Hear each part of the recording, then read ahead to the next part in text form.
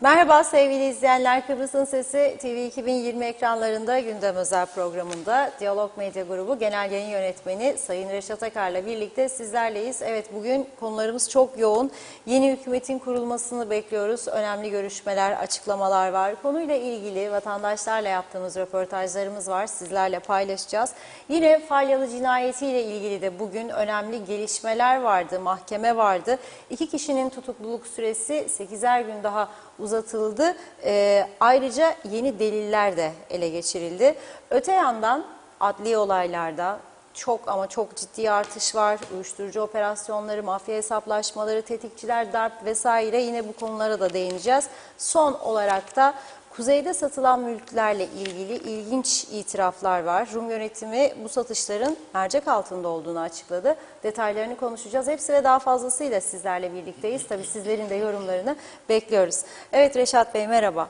Merhabalar Funda Hanım. Herkese hayırlı günler dileyerek başlayalım. Evet, aslında bugün hükümet konusunu ön plana, yani birinci konu olarak çıkarmayı düşünmüştük. Fakat önemli bir gelişme yaşandı şu saatlerde ve diyalog ayrıcalığıyla sizlere onu aktarmak istiyoruz. Sadece ve sadece diyalog muhabirlerinin olduğu bir ortamda gerçekleşti bu olay. Diyalog muhabirleri tespit etti, görüntüleri aldı, demeç aldı. Arkadaşlarımız şu anda yolda geliyorlar. Cumhurbaşkanlığı Sarayı'ndan ayrılıp geliyorlar. Neydi bu? Az sonra bunları sizlere aktaracağız detaylarıyla. Hükümet konusundaki son gelişmeleri en sağlıklı bir şekilde bizden öğrenmiş olacaksınız. Dolayısıyla onu ikinci konu olarak alıyoruz bugün. Birinci konu Falyalı cinayeti olayını konuşmak istiyoruz sizlerle. Bugün çünkü önemli gelişmeler yaşandı ve bir de dün akşam saatlerinde yapılan açıklamalar vardı. Güvenlik Kuvvetleri Komutanlığı'ndan da gelen bir açıklama vardı. O açıklamayı da fazla tartışılmadığı için kamuoyunda bugünkü mahkeme olayıyla birlikte sizlere aktarmak istiyorum. Şimdi öncelikle İstanbul'dan gelen bir haber var. Halil Falyalı ve şoförü Murat Demirtaş'ın silahlı saldırıda öldürülmesine ilişkin İstanbul'da yakalanan 2 şüphelinin gözaltı süresi uzatılmış. İstanbul Emniyet Müdürlüğü Organize Suçlar Mücadele Şubesi ekiplerince yürütülen soruşturma kapsamında gözaltına alınan 6 şüphelinin emniyetteki işlemleri de devam ediyor diyor. Şüphelilerden 3'ü hakkında daha önce gözaltı süresi uzatılırken 13 Şubat'ta yakalanan 2 zanlı için de ek gözaltı süresi alındı diyor. Şimdi bizim mahkemede ise bugün 4 kişi çıkarıldı mahkemeye. 2 tanesi Falyalı'nın korumaları. Onlar havaya ateş açtıkları için tutuklanmışlardı. Yani tabanca çekip havaya ateş açmak suçtur burada. O yüzden onlarla ilgili birer gün daha tutukluluk emri verildi. Fakat esas mesele nedir? Esas mesele Türkiye'den buraya gelen ve bu cinayeti işleyen ekipten olduğu bildirilen 2 kişi hakkında tutukluluk emri 8'er gün daha polisin isteği üzerine uzatıldı. Kimdir bu 2 kişi? Söylemez çetesinin elemanları olduğu belirtiliyor. Söylemez çetesinin cinayeti işleyen taraf olduğu iddiaları var. Veysel Sarı, Musa Çiçek, bunlara 8'er gün daha tutukluluk emri verildi mahkeme emriyle. Şimdi polisten bugün çok önemli bilgiler aktarıldı mahkemeye. Diyor ki suikaste kullanılan tabancalardan bir tanesi, diyor polis, daha önce Ankara'da bir yaralama olayında da kullanıldığı tespit edildi diyor. Önemli bir gelişme. Bir başka önemli gelişme, bu meseleyle ilgili olarak 300'den fazla görüşme yaptık diyor polis. 100 civarında da ifade aldık. Zanlıların kaçtığı bölgelerden de 80 kamera kaydı toplandı ve bunların incelemesi sürüyor diyor. Kent güvenlik sistemindeki incelemeler sürüyor. 2 adet aracın daha olayda kullanıldığını ve bu araçların arandığını, ayrıca 2 şahsın daha arandığını aktaran polis, zanlılardan bir tanesinin verdiği gönüllü ifade kapsamında Türkiye'de tutuklu sayısının 6'ya çıkarıldığını açıklamış bugün. Türkiye'de ciddi bir soruşturma yürütülüyor diyor.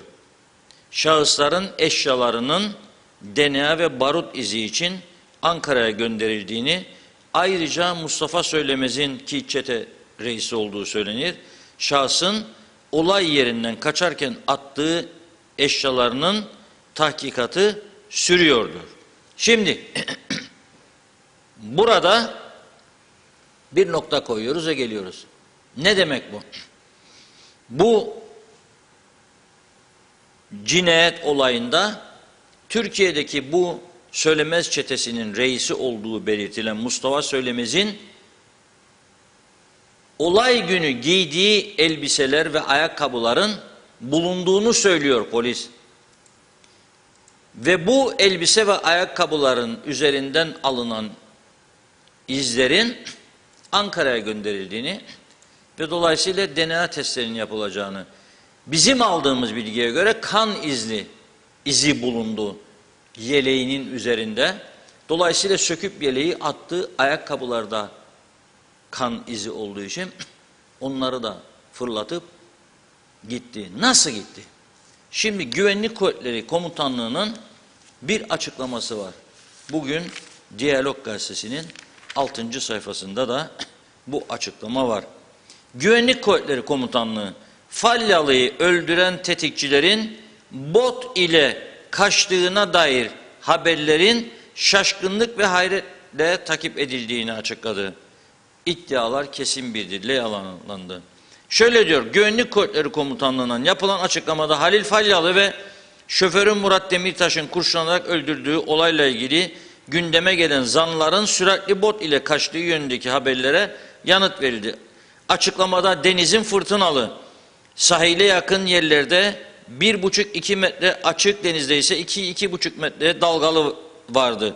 Ve denizin bu durumunda küçük süratli teknelerin seyre çıkamayacağı hususunu dikkatlerden kaçtı diyor Güvenlik Kuvvetleri Komutanlığı. Güvenlik Kuvvetleri Komutanı yapılan bu açık iddiaları şaşkınlık ve hayretle takip edildiğini dile getirdi. Açıklamada Kuzey Kıbrıs Türk Cumhuriyeti Sahil Güvenlik Kuvvetleri Komutanlığı mevcut gemileri, botları ve karada konuştuğu radar birimleri ile ülkemizin 396 kilometre kıyı şeridi ile 8.807 kilometre deniz yetki sorumluluk sahasında 7 gün 24 saat kesintisiz olarak görevi başındadır. İddiaların aksine saldırı sonrasında deniz alanında keşif ve gözetleme faaliyetleri en üst seviyeye çıkarılmıştır. Fikir beyan edenler diyor 8 Şubat akşamı deniz durumunu göz ardı etmiş olmalıdır. Gerçek olan o günkü denizin fırtınalı, sahile yakın kesimlerde işte az önce okuduğum gibi 1,5-2, içeride 2-2,5 metre dalga boyu vardı diyor. Şimdi bu açıklamayı okuduğu zaman insan şu soru akla geliyor. Tamam, deniz dalgalıydı, sürat botu gidemezdi ve demek ki o botla kaçtılar iddiaları yalanlandı. Çünkü ilk öyle ortaya atılmıştı ve Türkiye kaynaklıydı hatta botla kaçtılar diye. Meğer botla kaçmamışlar. Bir araştırma yaptık. Aldığımız bilgiye göre bu cinayeti işlediği iddia edilen Mustafa Söylemez ve yanında 1 veya 2 kişi cinayeti işliyorlar. Sabah saat 4'te de Ercan Havaalanı'ndan uçağa binip gidiyorlar. Şimdi burada hepimizin aklına gelen bir soru işareti. Peki bunu polis nasıl oldu da yakalayamadı da Ercan'dan çıktı? Çünkü başka yolcular da vardı, 180 kişi ve bu adamla ilgili bir kayıt yoktu orada. Polis daha olayı incelemekteydi. Ne kamera görüntüleri var ne bir şey var, inceliyor. Havaalanından da tedbir alsaydı aldı ama bilmiyordu. Şimdi bu bize dünkü konuşmamızdan sonra ortaya çıkan bu bilgi bize neyi gösteriyor? Dün ne söylediysek burada onun ne kadar önemli olduğunu gösteriyor. Çünkü bu insanlar Türkiye'de daha önce birçok suçlar işlemişler. Girip çıkmışlar falan, bir şeyler olmuş. Tam ne kadar suç işledikleri, nelerde ne yaptıklarını bilmiyorum. Ama Türkiye basını bunlardan çok bahsediyor. Ünlü söyleme çetesi diyor. Ve bu çete elemanları nasıl Kuzey Kıbrıs'a giriyor? Dün ne demiştik burada?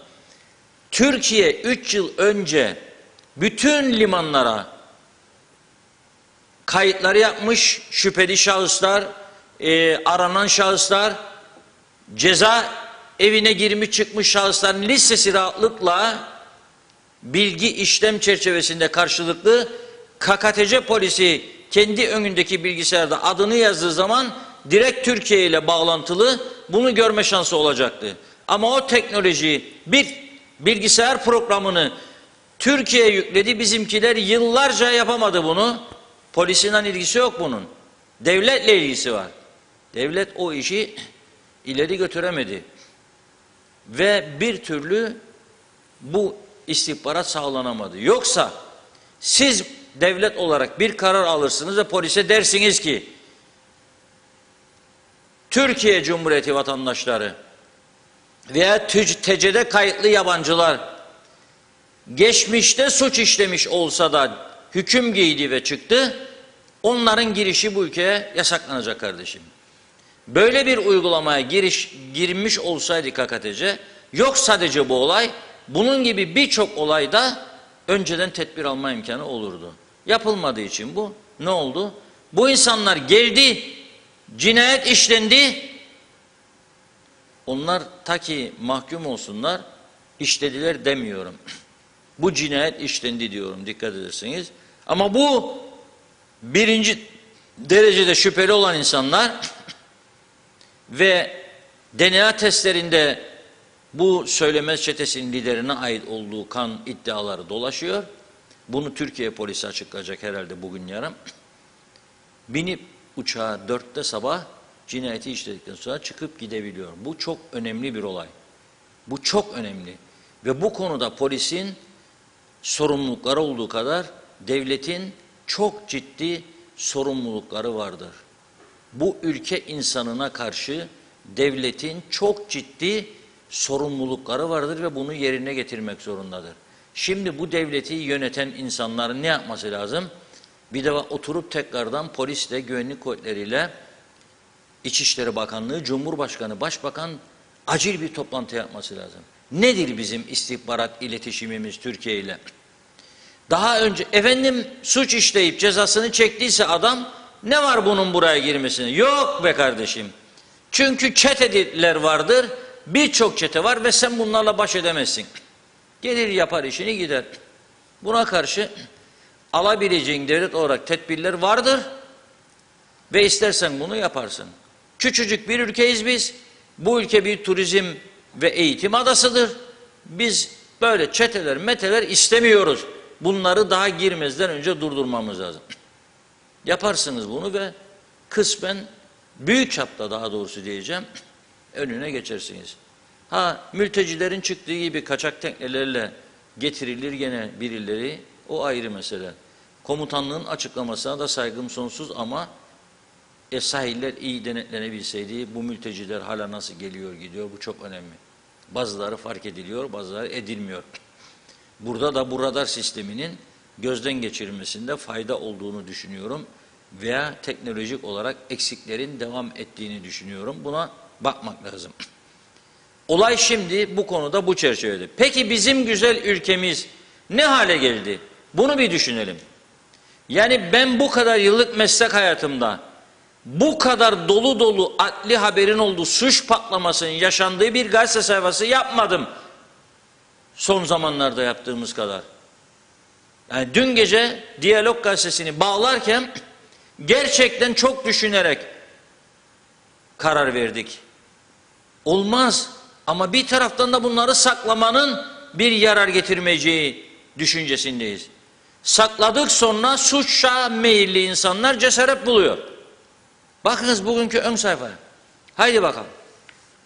Manşet: Pakistan'dan İran'a, meğer dün yakalandığını bahsettik ya size, 7 kiloya yakın uyuşturucu. Ne demek ya o 7 kilo ve bunun çoğunluğu eroin veya metamfetamin denilen en azılıları. Dikkat eder misiniz, birçok insan, konuştuğumuz insan kendinde değildir son zamanlarda. Birçok insan çok ciddi konu konuşurken gülüyorlar bazıları. Ya bazıları oturduğu yerde, yediği, içtiği yerde ne yaptığını bilmez hale geliyor. Sonra da hatırlamıyor ne yaptığını. Öyle bir durum var. Neredendir bu? Bir soru işareti var burada. Pakistan'dan İran'a, oradan da Kıbrıs'a ulaşan uyuşturucu ağı polisin Karagül operasyonuyla çökertildi. 7 kiloya yakın madde ele geçirildi. Piyasa değeri 10 milyon liraymış. Adamlar bu işten büyük para vuruyor. Ama bu paraları vuran adamlar çocuklarımızı, bizleri zehirliyor. Halkımızı zehirliyor. Nasıl olmuş bu? Pakistan'dan İran'a gitmiş. İran'dan Güney Kıbrıs'a gitmiş. Güney Kıbrıs'tan da bize. Bize ne yapmaya geldi? Satmak için geldi. 2 kişiyi tutukladı polis ama tutuklanmayanlar var. Güneyden bu yani geçiren yabancılar var aradı. Polisin yabancılar geçirdi, teslim etti. O zaman nereden geliyor? Nasıl geliyor? Buna bakmak lazım. Bu böyle olacak iş değil. Çünkü artık patlama noktasında. Tabii şimdi merak edeceksiniz. Neden adı Karagül? Sevgililer Günü'nü de zehirledi bu insanlar ya. Sevgililer Günü'nde yapmışlar bu baskını. Çünkü ihbar aldı polis. Onun için adına Karagül dediler. Sevgiliye kırmızı veriyorsun. Uyuşturucu kaçakçısına ne vereceksin? Karagül. Ben olsaydım adını kara diken koydum. Diken insanları batırdıkça dikeni parçalıyor, vücudunu yok ediyor. Karagül fena isim değil ama kara diken daha etkili. Gerçekten. Şimdi 2 kişi de aranıyor. Bulunanların cinsi çok önemli.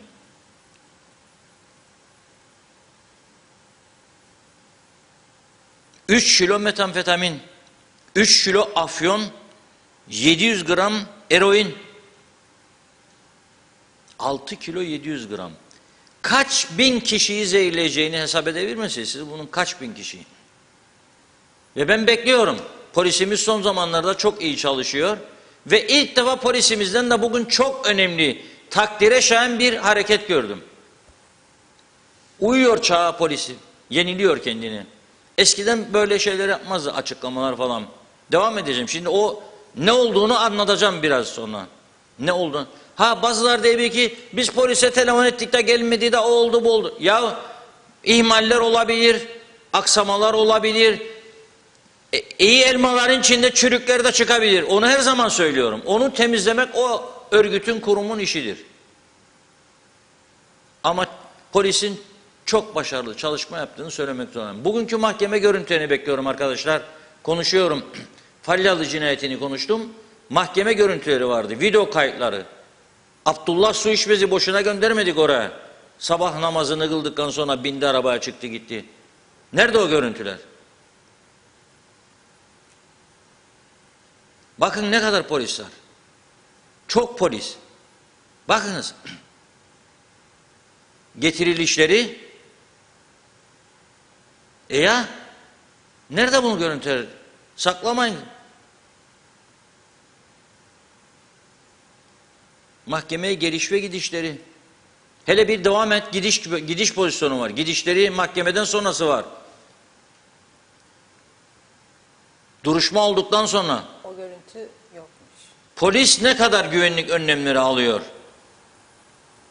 İşte polis ne kadar güvenlik önlemleri alıyor biliyor musunuz? Onlarca polis vardı etrafında mahkemenin, çünkü olay çıkabilir. Biri de bunlara kurşun yağdırabilir diye. Polis korkunç önlemler aldı mahkeme çevresine. Kaç tane polis görev yapıyor orada? Bir olay için düşünün siz, bir cinayet işleniyor. 30, 40, 50, 60 tane polis haftalarca, aylarca koşturuyor suçlular ortaya çıkarsın diye. Ve bir de tutuklananları korusun diye. Ve çevreyi korusun diye. Onun için söylüyorum, 1000 tane kadrosu eksikse polisin bir an önce bunu açığı kapatmalısınız. Keseceksiniz örtülülerden, keseceksiniz parti yardımlarından, keseceksiniz ek mesailerden ve alacaksınız 1000 tane polisi ve iyice eğiteceksiniz. Daha güvenli bir ülke yaratacaksınız burada. Yoktur başka şansınız. Sizin bu particilik oyunları bilmem ne usandı millet yetişir artık diyorum ben de size. Bu ülkenin güvenliğe ihtiyacı var. Huzura ihtiyacı var. Olamaz böyle bir şey. Olamaz. Fazla mesai diyerek bir dairede çalışana vereceğin 20-25 maaşıyla beraber toplam bu tarafta günlerce evine gidemeyecek en zor koşullarda ve tehdit altında ve can güvenliği tehdit altında üstelik görev yapacak polis 10-12 bin lira 14 bin lira maaşla 1000 de eksik olacak kadrosunda onu da tamamlamayacaksın. Bu araçlar da mı gördüğünüz gibi yenilenmesi lazım. Daha modern, daha güçlü araçlar olması lazım. Eğilmesi lazım. Birilerinin bu konuya eğilmesi lazım. Güvenlik sorununa önem vermesi lazım. Sadece bir olay olduktan sonra polisimiz bir şey bekliyoruz, talimat verdim de çıkarsın. Yok öyle bir durum. Ne talimat verdin? Polis güçlendirilecek ve polis görevini daha etkili bir şekilde yapacak. Geçiyorum ikinci konuya. Ön sayfada. Gazi Maursa'da başlayan uyuşturucu operasyonunda tutuklanan 2 yabancı merkezi cezaevine gönderildi. Derince'de 140 gram. 140 gram uyuşturucu orada. Düşünün siz. Biri Girne'den çıktı 7 kilo. Öteki Maursa'dan çıktı 140 gram. Geçelim gazetenin sağ başlığı. Geçsin gazetemiz 1. sayfa. Akacan'a kurşun yağdıran 27 yaşındaki Kamil Sezgin olayda kullandığı silahın yerini polise göstermiş. 3 aylığına cezaevine gönderildi. Ne demektir bu? 3 ay içinde yargılanacak demektir. Şimdi sen cezaevi patlamış vaziyette yarın buna 5 yıl, 6 yıl, 7 yıl hapislik zaten cezaevinde üst üste besleyeceksin bunu sen 7 yıl, 8 yıl cezaevinde. Bu geldi Türkiye'den biri emir verdi kendisine de cinayet işlesin, öldürsün burada insanları ha. Olacak iş mi bu iş ya? Her ne sorun varsa var aranda olsun. Bu işin yolu yargıdır. Neredeyik ya? Hangi çağdayık? Hangi yüzyıldayık? Bu da 27 yaşında bir genç geliyor. Burada bir evde misafir ediliyor. Çünkü öyle emretmiş abisi o evin sahibine. Bak bana sen demiş barındır demiş. O da motosiklet almış hemen. Parayı vermişler kendisine. Keşif yapmış evin etrafında. Gitti 66 yaşındaki adamı önünü kesti evine girerken yağdırdı kurşunları kendisine. Ne oluyor bu arkadaş? Bir hafta arayla oldu bunlar. Geliyorum aşağı. Öteki iş yerinden 25 bin lirayı çalmış. Sonra da düşündüğü senaryo kuruyor kafasından. Polise gitmiş demiş. Evime hırsız girdi 25 bin lira vardı evde. Çaldılar parayı gittiler. Polis gitti evi inceledi araştırdı baktı öyle bir şey yok. Ayak izi yok, el izi yok, eve giren yok. Sonunda sorgulanınca ortaya çıkıyor. Gel aşağı, 3 ayrı iş yerinin kundaklanması davasının sanığı, bahçecilerin birçok kişiyi tehdit ettiği ortaya çıkmış. Korkunç itiraflar var duruşmada, mahkemede. Ne oluyor bu arkadaş? Ne oluyoruz? Bütün bu olayları hepsini polis ortaya çıkaracak. Ve polis gücü eksik olacak ve siz de rahat oturacaksınız ve siyaset kurduyduk kurmadıydık. O bakanlık benim miydi, bu senin miydi? O daire benden olması lazım çünkü ben bilmem ne. Öteki benden olma, uçuracağım havaya falan memleketi. Vay be, ne güzel. Ne güzel günler bugünler. Enteresan çok. Çok ciddi yumruğu masaya vurduğunda etrafı titredecek bir yönetim gelmesi lazım bunun içerisine. Polisi güçlendirecek, cezaları ağırlaştıracak, giriş çıkışları kontrol altına alacak, mafyayı bu ülkeye sokmayacak ve kendi halkının huzurunu, mutluluğunu, güvenliğini sağlayacak çok ciddi bir yönetime ihtiyacı vardır. Fazla zaman da yoktur önümüzde. Gelelim polisin dedim mi az önce, çağa uygun yeni yaptığı atak girişimlere çok önemli. Gelin Diyalog Gazetesi'nin arka sayfasına arkadaşlar bakalım. Bugün. Sadece Diyalog'da değil. Ben bir gazetede daha gördüm. Tam sayfa ilan var bugün. Polis Genel Müdürlüğü, KKTC Merkez Bankası ve Kuzey Kıbrıs Bankalar Birliği'nin ortak açıklaması. Bugün arka kapakta tam sayfa bir duyuru var. Görenler görmüştür, görmeyenlere aktarsın ama şu anda bizi izleyenlere de ben aktarıyorum. Herkes gözünü kulağını açsın ve dinlesin lütfen bu açıklamayı. Çok önemli. Bu açıklamayı herkes gözünü kulağını açsın ve iyice dinlesin. Dinleyenler aktarsın analarına, babalarına, özellikle dedelerine, nenelerine aktarsınlar. Şöyle diyor. Son günlerde çeşitli veri tabanları üzerinden elde ettikleri banka müşterilerine ait telefon numaraları ile özellikle emekli ve yaşlı kesimi arayarak kendilerini polis, asker, savcı veya banka görevlisi olarak tanıttıktan sonra telefonda konuştukları kişilere kimlik bilgilerinin ve banka hesaplarının suç örgütleri tarafından ele geçirildiği, hesaplarından kara para aklanmaya çalışıldığı, paralarının güvende olmadığı gibi çeşitli senaryolar üretip kişilerin bankalardaki paralarını çekip kendilerinin belirttiği hesap numaralarına aktarmalarını sağlamak suretiyle dolandırıcılık girişiminde bulunulmaktadır.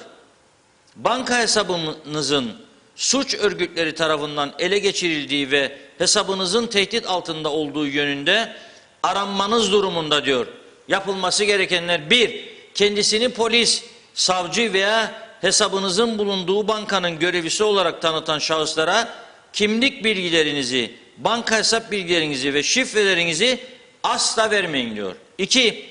Sizi telefonda meşgul etmelerine müsaade etmeyin diyor. 3. Onların talimatlarına uymayın diyor. 4. Telefonu kapatın ve hemen 155 polis imdat hattını veya en yakın polis merkezini arayın diyor. Bu çok önemli. 155 polis imdat hattını, bunu unutmamak için yazınız büyük harflerle bir yere ve koyunuz telefonun yanına. Tabii herkeste de şimdi ev telefonu yoktur, o ayrı. Telefondan, cep telefonundan da 155 direkt olur diye düşünüyorum. Yazınız ve orada bulunsun.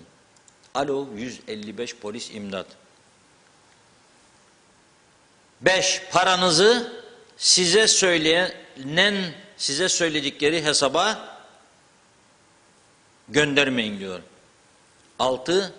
Şayet göndermişseniz hemen polis merkezini arayıp gecikmeden olaydan polisi haberdar ediniz. Ve son uyarıcı paragraf. Hiçbir polis, savcı veya banka görevlisinin sizden paranızı bankadan çekerek başka bir hesaba yatırmanızı, havale veya EFT yapmanızı istemeyeceğini asla unutmayın. Yani hiçbir polis diyor sizden, savcı veya banka görevlisi paranızı buradan çekin de buraya aktarın falan filan, böyle bir şey talepte bulunmaz diyor. Sakın ola. Teyzeciğim senin paran vardı bankada da çalıyorlar da hesapta bir değiştirmemiz lazım. Ben bankadan ararım. Memur Hüsnü falan, sakın ola. Kapatın telefonu suratına, 155'i arayın. Polise ihbar edin. Polis bunu niye yapıyor? Son zamanlarda bu tür olaylar çok arttığı için yapıyor.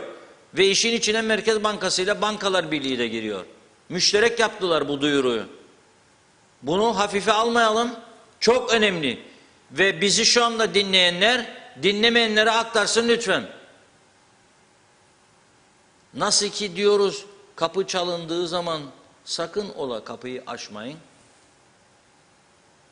Kapı çaldı. Siz, kimdir o? Öyle derdik eskiden, değil mi? Kimdir o? Benim teyze. Sen kimsin? Sakın. Sen kimsin? Telefon dairesinden geldim. Git işine. Açmayın kapıyı ve gene 155. Polis imdat. Birisi geldi kapımı çaldı, içeri girmek istedi. Polis 155. Böyle yaparsak polise yardımcı olmuş oluruz, işini kolaylaştırmış oluruz. Polisin de, tekrar ediyorum, bir an önce, 3 yıldır buradan söylüyorum, 3 yıldır devamlı söylüyorum beyefendilere, ama tın demiyorlar. Hatta bazıları sosyal medyadan polis yeterlidir diye bize cevap yazdırıyor. Bazıları. Yeterlidir diyor, çıksınlar binanın içinden diyor. Neyi çıkacak? Sen çık bakalım. Yani uzmanlık gerektiren alanda idari personeli veya sağlık personeli nasıl çıkaracaksın? Anlamadım. Yani böyle cinayet olaylarında dere yatağından gidip silahları bulacak, Kalaşnikovları çıkaracak, kamera kayıtlarını inceleyecek, ondan ipucu elde edecek, gidip başka yerde elbiselerini bulacak, kan izlerini alıp Ankara'ya yollayacak. Bunlar ihtisaslaşma isteyen işlerdir. Münhal açacaksınız derhal ve kuvvetlendireceksiniz polisi. Para yoktur, yalandır o.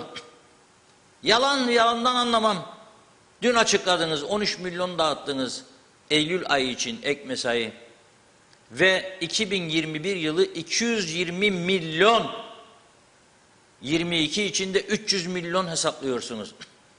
Ama bunu durdurmayı düşünmüyorsunuz. Durdurmayı düşünmüyorsunuz bunu. Neden? Çünkü dağıttığınız kesimler size tepki göstermesin. O insanlara da söyleyeceksiniz. Bu devlet bunca yıl dağıttı ama yoktur artık. Yoktur. Su kalmadı havuzda. Bitmiştir. Havuz kurumuştur. Gemi karaya vurmuştur. Yoktur. Hakikaten de yoktur. Santralınıza yakıt koyacak paranız yok. Banka geziyorsunuz, yüksek faiz oranlarıyla borç arıyorsunuz. Nedir hala da bu ek mesai? 220 milyon, bu yılda 300 milyonmuş hesaplıyorlar. Ama bunun yerine vardiya sistemine geçirelim. Yok. Öyle bir hareket yok. Da toplantı üstüne toplantı, 23 Ocak'tan bugüne geldik ya. Yazık günah. Bir ay oldu seçimden bu yana neredeyse. Hükümet kuracakmışık. Oymuş onu istermiş, buymuş bunu istermiş. Ne istediklerini az sonra söyleyeceğim. Ama bu konuyu böyle kapatıyorum, bu adli olayları. Her kim ki siyasilerle görüşüyor, köyüne davet ediyor, meyhanesine davet ediyor, evine davet ediyor da yiyip içiyor, vurduğunda viski bardağını, çünkü en iyi viski içilir, o ayrı mesele. Efendi diyecek kendisine, diyeceksiniz. Rahat ve huzur içinde değilik artık bu ülkede. Huzur istiyoruz, polis istiyoruz, polis. Sayı artacak, devriyeler konacak. Mahalle aralarında 74 öncesindeki o durumda bile polis devriyeleri vardı. Yaya gezerlerdi sokakları, bakarlardı ne var ne yok. Ve suç işlemeye meyilli olan insanlar yakalanabilirler diye çekiniyorlardı. Çıkmıyorlardı sokağa suç işlesinler. Polis yakalayabilir diye. Yok ki şimdi bu kadar olanak, o kadar bol para buldunuz, 300 milyon ek mesai dağıtıyorsunuz. 25-30 milyon partilere yardım dağıtıyorsunuz. 17-18 milyon örtülü ödenek adı altında para dağıtıyorsunuz. Yapamazsınız. Turizm tanıtma adı altında da milyonlar. Yoktur böyle bir şey. Dere kurumuştur. Havuzda su kalmamıştır.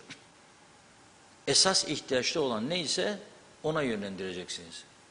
Şu anda senin en büyük sıkıntın bir turizm ve eğitim adası olduğuna göre huzur ve güvenliği sağlamaktır birinci derecede.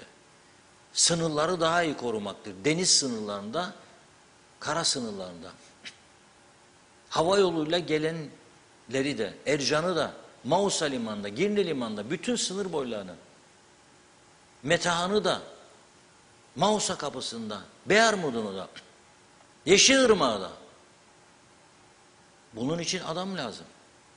Ve iyi eğitimden geçirilmiş adamlara ihtiyaç var. Evet Funda Hanım. Evet.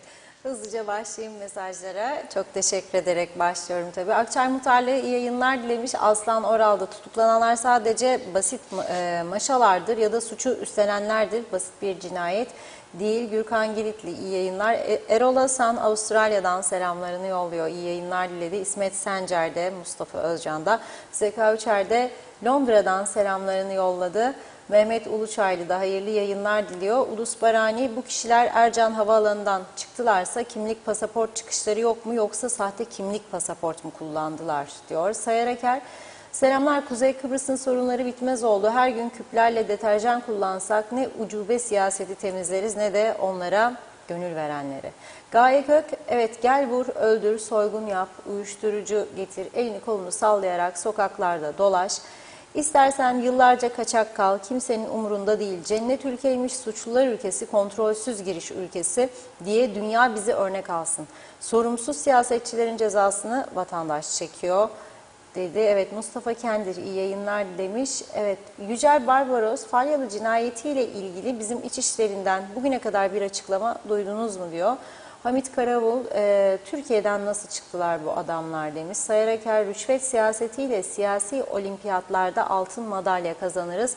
Vallahi billahi dedi. Nilgün Şah iyi yayınlar. Erol Topçu, hapishane doldu yine. Yeni hapishane hazırdır umarım. Natalya Dede de iyi yayınlar demiş. Nazime Nalbant, Londra'dan herkese tüm sevdiklerine selamlarını yolluyor Nazime Hanım. Hiç kaçırmadan dinliyorum diyor. Bu yaptıkları cinayeti yapanları inşallah bulurlar. Yanlarına kalmasın. Eşi ve 3 çocuğu da öksüz kaldı. Ailesine sabır versin, mekanı cennet olsun demiş. Kıbrıs'ın halkı da çok tedirgin oldu. Onun için daha çok denetimler yapılmalı. Böyle olmuyor. İsteyen gelecek, istediğini yapıp kaçacak. Ne olur benim güzel Kıbrıs'ımı böyle kriminal olaylar istemiyoruz. Nereden nereye geldi benim temiz Kıbrıs'ım? Karartmasınlar, çok üzgünüm, kolay gelsin. Diyalog TV'ye emek verenlere sonsuz teşekkürler, sevgilerimle. Hamit Karavul, çete reisi ise nasıl çıktılar? Türkiye'nin bilgisayarda isim yok muydu söylemesin diyor. Şimdi kişiler cezalarını çektilerse hapishanede sonrasında belli kurallar çerçevesinde yurt dışına çıkabilirler. Mehmet Kurtulmuş, Teksas'ı geçti diyor burası. Allah beterinden korusun diyeyim Mehmet Bey, değil mi? Mehmet Akın 13. maaşları da kessinler, kamuda da tasarrufa gitsinler yazmış. Orhan Arslan, küçücük bir adada cinayet işleniyorsa, polis araştırmasını yapıyorken havalimanına bildirmeyi unutuyorsa, akıl almaz, hiçbir mantığa sığmazsa, ortada bir usulsüzlük var olduğu da kesinlik kazanıyor demektir. İnsanın aklına şu geliyor diyor. Evet, göz mü yumuluyor bir şeylere, olay sıcaklığını kaybetsin, soğuduktan sonra yeterli delil bulunamadı. Avukatlar suçlularla devreye girsin ki şüpheli kişilere ulaşıldığı zaman da savunmaları yapılsın. Abi Hüseyin, Türkiye'den Kıbrıs'a geldi bunlar diyor. Yetmedi, Kıbrıs Türk'ün iradesini çaldılar demiş. Gürkan Giritli Forever TRNC yazdı. Evet, Bülent Mehmet Küçük, yarım kaldı herhalde mesajınız. Yapılması gereken elzem konuları sıralayacak. Evet, Gürkan Giritli, gelecek için çok endişeliyim demiş. Mehmet Uluçaylı, uyuşturucuyla yakalanan kişilere en ağır ceza verilmeli. Cezası bitince de yabancıysa ihraç edilecek diyor. Özkan Teksu, yazıklar olsun, kendi dertlerine düştüler, vatanı da unuttular demiş. Fatma Köroğlu, iyi akşamlar diledi. Emre Maz, UBP seçimden önce derdi güneşli günler göreceğiz. Acaba bu Kıbrıs güneşli günleri en son ne zaman gördük ki? Bekir Elmazoğlu, polis sayısını arttırmakla bir şey değişmez. Cesaretleri varsa ülkeye girişleri vizeli yaparlar. Suçlar %60 azalır. Gelirleriyle de insanımıza güvenlik teknolojisi, hastane, yol, su, elektrik, okul sağlarlar. Deniz Karadeniz, acil başkanlık rejiminin buraya uygulanması gerektiğini düşünüyorum. Parlamenter sistemden vazgeçilmeli. Zehra Sencer Karpaz'dan sevgilerimle süpersiniz diyor. Çok teşekkür ediyoruz. Kudret Eris, en ağır şartlarda çalışan polisimizdir. Mutlaka güçlendirilmeli. Diğerlerine besleme almasınlar. Ben vatandaş olarak her köşeye, her sokağa MOBESE isterim diyor. Mustafa Cüce iyi yayınlar dilemiş. Mehmet Uluçaylı, cepten de evet 155 hemen cevap verir diyor. Natalya'da de para bende yok dedi. Mehmet Akın, polis ne yapsın? Polis yakalar, tutuklar. Bu sefer de mahkeme heyeti teminatla serbest bırakır. Kanunların da değişmesi veya daha sert olması lazım. Mehmet İnancı, hoş vakitler değerli dostlarım. Hayırlı yayınlar, sağlıklı günler diliyor. Evet, Natalya her tarafta kamera sistemi var demiş, buyursunlar. Nazım Mustafa, Diyalog TV hepinize selamlar. Böyle gidersek her şeyi kaybedeceğiz. Çünkü yatırımlar duracak. Zaten tanınmamış ülke pahalı oluyor. Bir de cinayetler. Buna dur demenin zamanı geçiyor. Allah yardımcımız olsun. İyi yayınlar. Erol Topçu. İleteceğim arkadaşlara. Mehmet Uluçaylı, bir an önce devlet elzem olan yerlerde vardiyalı çalışmaya geçmelidir dedi. Evet, Necdet Mavi Gözlü, Kuzey Kıbrıs Birleşik Afrika Pakistan Cumhuriyeti'nden hayırlı günler, iyi yayınlar diliyor. Şimdi yetişebildim demiş. Konuları bilmiyorum demiş. Politik olaylar var sanırım. Sayın Eker, cin gelip cin gidecek. Kıbrıs Türk halkı kederden ezilecek. Türkçe konuşup Arap kültürüyle buraya kadar. Ali Dereseven, Reşat Bey, düşünebiliyor musunuz? Halkımızın mutluluğunu sağlamak için yemin eden vekiller kendi aralarında bile anlaşamazken bizlere nasıl huzur ve güven sağlayacak? Memleketin her tarafı yangın yerindeyken vekillerimiz koltukları paylaşamıyor. Demek ki hiçbir şey düzelmedi. Geçmişten de ders alınmamış. Bülent Mehmet Küçük, yapılması gereken elzem konuları şimdi sıraladı. Bir diyor, polis teşkilatına 200-300 görevli, deneyimli ve bilgili memur alınmalı. 2. Devletin kamu dairelerine bilgili memurlar istihdam edilmeli. 3. Lefkoşa Belediyesi ve BRT kurumu memurlarının 5'te 1 düzeyinde azaltılmalı. 4. Sosyal medya yasası ve kanunlarının çok acil ve ivedi olarak yapılandırılmalı ve düzenlenmelidir demiş. Ahmet Beyaz, son yapılan polis sınav sonuçları bile 3 ayı geçti. Daha bekler çocuklar. Eser Yurteri, iyi yayınlar demiş. Evet, Oktay Değirmencioğlu da diyor ki, Sayın Akar, Türkiye'deki gibi şehir içi bekçi uygulamasına geçilsin. İsmet Ezel, evet 74 öncesinde Mausa Kale içinde devriye polisi vardı. Nazime Nalbant, evet Kıbrıs'ımı kimse kirletmesin ve girişleri daha çok denetimleri yapsınlar diyor. Kolları sıvayarak, ellerini kollarını sallayarak bu adaya gelip de kana bulamazlar o zaman diyor. Böyle olaylara alışkın hiç değiliz. İnşallah bir daha da böyle olaylar olmaz demiş. Halkımız şimdi kapısını kilitlemek zorunda kalıyor. İnanın çok üzgünüm. Mutlu akşamlar, güzel aydınlık günler diliyor. Evet, daha bekliyoruz. Hükümet kurulmadı. Çok da zamlar yapılıyor tabii bu arada. Hükümet kurulursa bakalım daha ne zamlar yapılacak. Londra'dan herkese sevgilerini yolladı. Bir iki mesaj okuyup ara vereyim. Ömer Özmen, davul başkasında, tokmağı başkasında olmaz işler. İşte böyle olur o zaman diyor. Arap saçı açılmaz, açamazsın demiş. Salih Boran, babam polis olduğu için biliyorum. Mahalle aralarında diyor Land Rover'larla gezen Yıldırım ekibi vardı. Turgay Gezen, gerçekleri konuşmaya devam. Reşat Bey, görmeyen gözlere, duymayan kulaklara inat. Gerçekleri dile getirmeye devam. Devlet hastanelerinde sağlık sorunu yaşayan insanlarımız için ilaç kalmadı. Keza piyasadaki özel eczanelerde de öyle. Eczacılar Birliği Başkanı bu konuyla ilgili evet feryat ediyor. Ancak sesini duyan yok. Buna karşın ek mesai ödemeye bir şekilde kaynak bulunabiliyor. Bu nasıl iştir anlayabilmiş değilim dedi. Ahmet Ulubay, Eğitim Adası, her yer bar, gece kulübü dolu diyor. Zehra Sencer, üzgünüm memleketimiz yangın yerine döndü, dibe vurdu. İyi ki varsınız, doğru haberleri alıyoruz demiş. Zehra Hanım, çok teşekkür ederim, çok naziksiniz. Cihan Köroğlu, iyi yayınlar diledi. Reşat Bey, yüreğinize sağlık, iyi ki varsınız. Mehmet İnancı, polis gücünü bir kat değil, 3 kat yukarıya çıkarmak gerekli elzem. Kara Mercedesler satılsın, örtülüler derhal kaldırılmalı. Halk güven içinde yaşamak istiyor diyor. Can Onur da, bu adada bütün zulümler Türkiye insanınadır. Nijerya'dan gelenler yeşil pasaportla serbest dolaşım hakkıyla gelirler. Bunu da gündeme getirin demiş. Sadece Türkiye'li insanlara yetmesin güçleri bir tek diyor. Son mesaj, evet Emre Maz'ı okuyayım. Türkiye'den gazeteci, Falyalı'nın tabutunun üstüne bayrak konması ile ilgili suç duyurusunda bulunacağını söyledi. Ne kadar etik bir durum diyor. Evet, Fatoş Öztürk Apel'de ek mesai ödeneğini bir kenara bırakıp üniversite öğrencilerinin 5 aylık burs paralarını ödemediler. Sadece öğretmen akademisine giden öğrencileri ödediler. Büyük ayrımcılık demiş. Kolay gelsin. Devam edeceğim. Şimdilik ara veriyorum. Evet Reşat Bey, buyurun.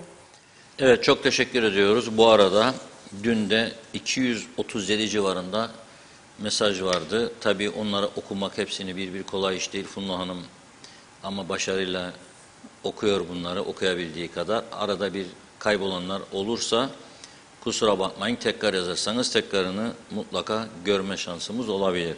Şimdi Bu adli konuları bugün burada noktalıyoruz ama ciddi, yani daha çok öğrenci gelsin, daha çok turist gelsin. Evet, istiyoruz. Ama bunlar ülkede geldikleri zaman aileleri, mesela öğrencileri merak eder. Nasıl bir ülkeye gönderdik çocuğumuzu? Kötü haber aldıkları zaman üzülürler. Bunların olmaması için ülkenin bilinmesi lazım ki arada kötü düşünceli öğrenciler de çıkar veya turist adı altında gelip bu tür olaylara karışanlar var. Bunu ortaya çıkarmanın yolu var. Hangi otelde kalıyorsun? Rezervasyonun nedir? Ona göre bu işin takibi yapılabilir. 2, hangi okula gidiyorsun? O okul yönetimi eğer öğrenci gelmiyorsa 1 ay geçtiği halde polise ihbar edip suç duyurusunda bulunması lazım. Bu şekilde yardımlaşma ile birçok sorun kendiliğinden halledilebilir.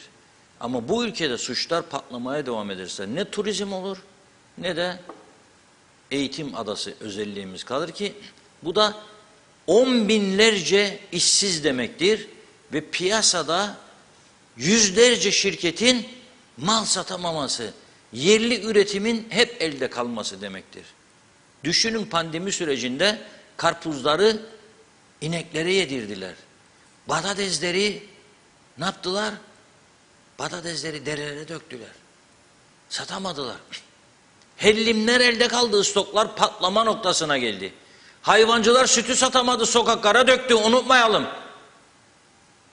Öyle kolay değildir, oturdum da hükümetçi oldum, o bakanlığı isterim, bu bakanlığı isterim. Yok böyle bir şey. Bunlara bakalım. Ne yaptık ve ne yapabiliriz? Bunlara bakalım. Çok önemlidir bu. Ne yaptık ve ne yapabiliriz? Şimdi 23 Ocak, bir sene bu ülke kurultay kavgasını çekti. Bir başbakan geldi gitti, sonra şimdiki başbakanımız geldi. 1 yıldan. Sayın Sucuoğlu. Şimdi 3.'sü olacak. Tabii ki gene Sucuoğlu büyük bir ihtimalle. Ama 23'ünde seçim oldu. Bugün 16'sı daha bizim hükümetten haberi yok. Bu belli. Ya UBP, CTP ki olmaz, olmayacak. Çünkü önce dendi ki Kıbrıs meselesinde ayrıcalığımız var. Şimdi döndü, desin bana UBP Euro'ya geçeceğim. O zaman diyor CTP, UBP'de Euro'ya geçerim diyemez çünkü izin alamaz. O zaman alternatifler bellidir. Ya UBP ki Faiz Bey kendisini 30'una bağladı ama o bağlanma da geçicidir. Evlendim dersin, 1 hafta sonra boşanıyorum dersin, biter. Aynen, bu da bunun gibi. 30 dediydim ama olmadı, 29 dedi şimdi son.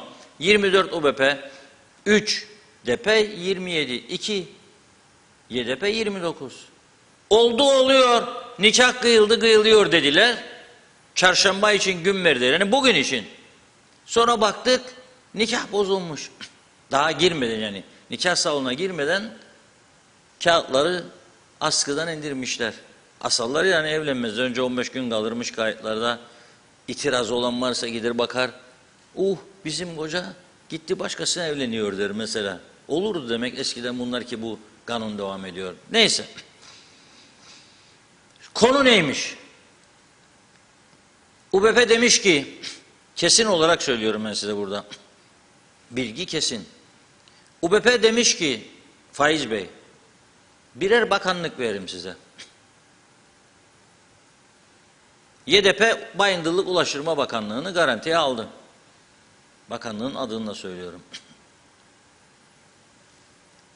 Daire maire yok demiş YDP. YDP'nin de 2 tane milletvekili olduğu için 2 milletvekiline bir bakanlık kabul etti.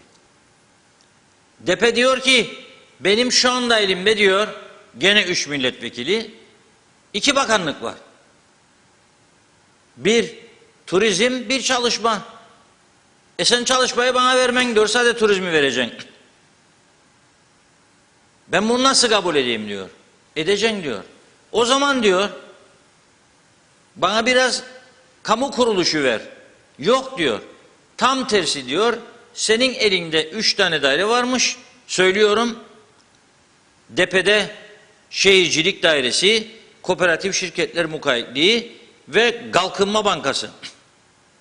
UBB demiş ki yok, ben bunları alacağım benim partime. En büyük parti benim, 24. EDP demiş ki hem 2 bakanlık birini alıyorsun elimizden, hem de 3 tane daire var şimdi bizim elimizde. Kalkındırırık mesela. Memleketi, büyük paralar döner orada biliyorsunuz. Yok ki DP yani cebe atar ama büyük iddialar var orasıyla ilgili.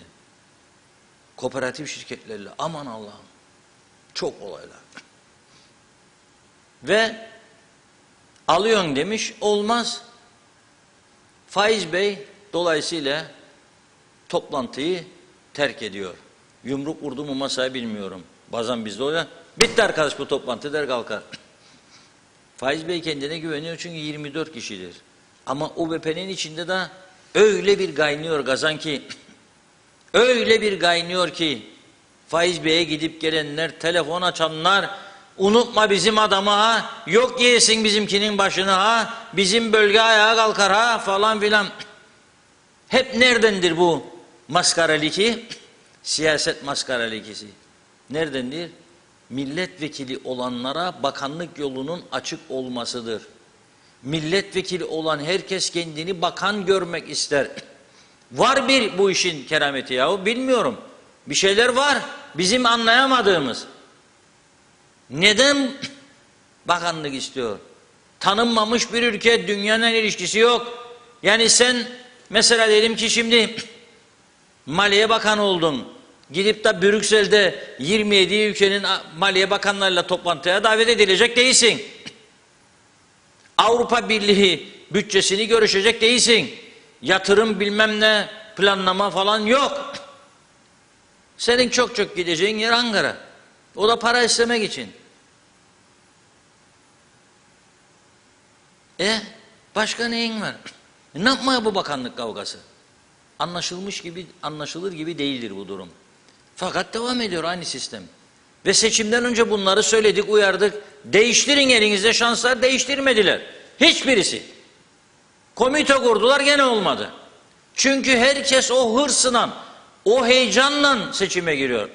Bakan olacağım ya, bakan diyor. Tanınma bir şey değil. Dikili taş etrafında dönmeden başka bir şey değil diyor. Arada bir Ankara'ya giderim. Ankara'ya gittiğinde Esenboğa'da karşılama olur. Bir de polis koruma önde. Bir de arkada o siren sesleriyle böyle Allah der. Bakarım diyor, bak Ankara'ya girdim, karşılamaya bakın. Bu banadır ha. Öteki bilmem kim geldiğinde ona bu kadar yapmadılardı. Onunla koruma bir taneydi, bende 3 tane. Sanki seni Ankara'da tanırlar da sanki sana bir şey yapacaklar Ankara'da. Yoktur öyle bir şey. O nedenle bu artık şeye döndü yani. Çocuk oyuncağına döndü. Neyse, demişler ki olmaz böyle bir şey. Giderim HP'ye demiş başbakanla. Ve bugün galiba gitti HP'ye. Şimdi onunla flört var. HP başkanı da dediydi 27'den olur bu iş, geçmişte olduydu. Vazgeç 30'dan 27 olsun. 24 sen 3'te biz 27. Üstelik HP duyduğum kadarıyla dıştan koyacağım diyormuş. Bana kalırsa bizzat Kudret Özersay kendisi girmelidir. Bizzat.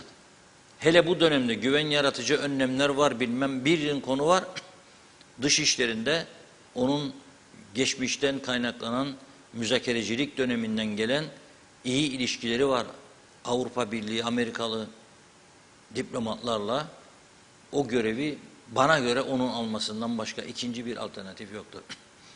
Ama partisiymiş, ekonomi bakanlığı istermiş, ne bileyim ekonomik işlerde icraat gösterecek.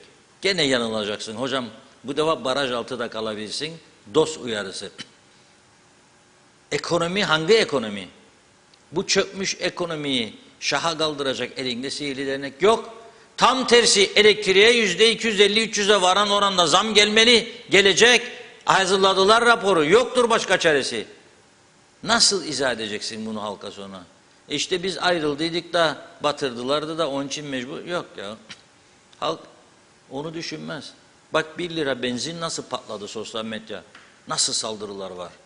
Kolay değil bu süreçte.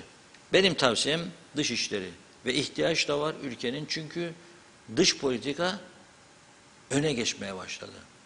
Korkunç atak var Rumlardan. Geçen gün bahsettim. Suudi Arabistan Dışişleri Bakanı'nı davet ettiler. Geldi. Birlikte oldular gittiler. Cumhurbaşkanı Sayın Erdoğan Birleşik Arap Emirlikleri'ne giderken onlar Dubai'ye gitti. Dubai'ye gitti. Rum Enerji Bakanı orada. İsrail ve Mısır Mısır Enerji Bakanlarıyla bir araya geldi. İnanılmaz girişimler yapıyorlar. Yeni Rum Dışişleri Bakanı Gasulidis Amerika'ya davet aldı gitti. Washington'da Blinken'le görüştü. İkna etti güvenli yaratıcı önlemler konusunda. Destek aldı döndü. Bütün dünya ile ilişkileri son derece önemli. İngiltere Avam Kamerası Başkanı güneyde. Diplomatik taarruz içinde adamlar. Biz de burada oturduk. Akaryakıt geldi mi gelmedi mi? Boşalacak mı boşalmayacak mı? Kesinti var mı yok mu? Ödenekler ödendi mi ödenmedi mi ek mesailer? Ama bu arada söyleyeyim ek mesaileri ödendik diye Sayın Bakan övünüyor ama önümde notlar vardır. Hastanede çalışan tasarruf işçiler 2 aydır maaş alamamış. Önümde gene not vardır.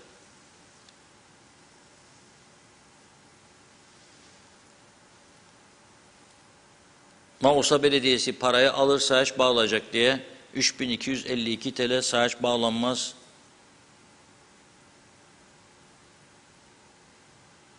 Evet. Peki ne olacak bu iş? Şimdi YDP ile DP, UBP ile olan bu görüşmeleri ve Faiz Bey'in masayı terk edip gitmesi bir anda demişler ki bu işi gidelim Cumhurbaşkanı'na anlatalım. Ve randevu alıp bugün saat 16'da Cumhurbaşkanı'na gittiler. DP Genel Başkanı Fikri Ataoğlu ve YDP Genel Başkanı Erhan Arıklı. Sadece diyalog vardı orada. Çıkışta kamera, mikrofonlar uzatıldı. Erhan Bey koşarak kaçmış ve öfkeliymiş dedi arkadaşlar. Şu anda kendisini de arıyorlar. Telefonda bağlamak istiyoruz ama önce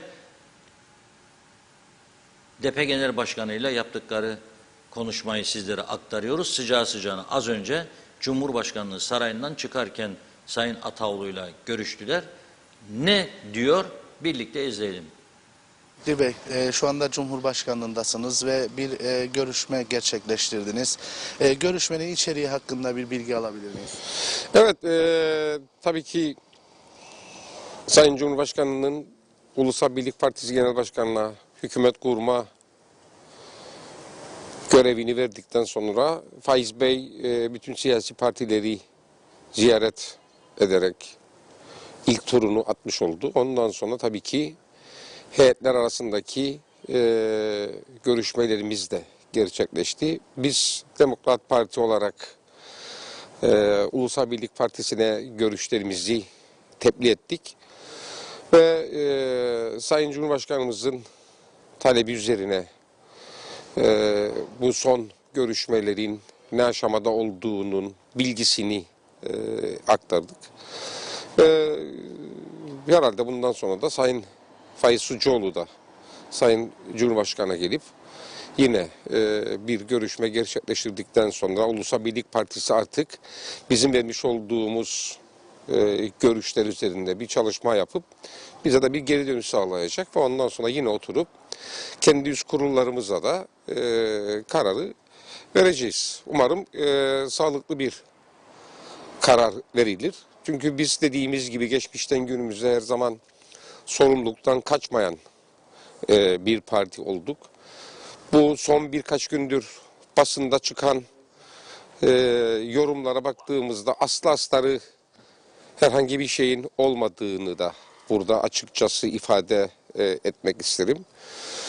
Bekliyoruz Sayın Faiz Sucuoğlu'nun kendi içindeki yapacağı görüşme sonrasındaki bize geri dönüşü nasıl olacak? Bize olan geri dönüşü sonrasında da bizim kendi üst kurullarımızla görüşmemiz sonrasında da yine oturup bunu karşılıklı görüşeceğiz. Teşekkür ederim. Evet, peki şunu sorayım. Bir açıklamanız olmuştu. İkinci kez aranmadık şeklinde.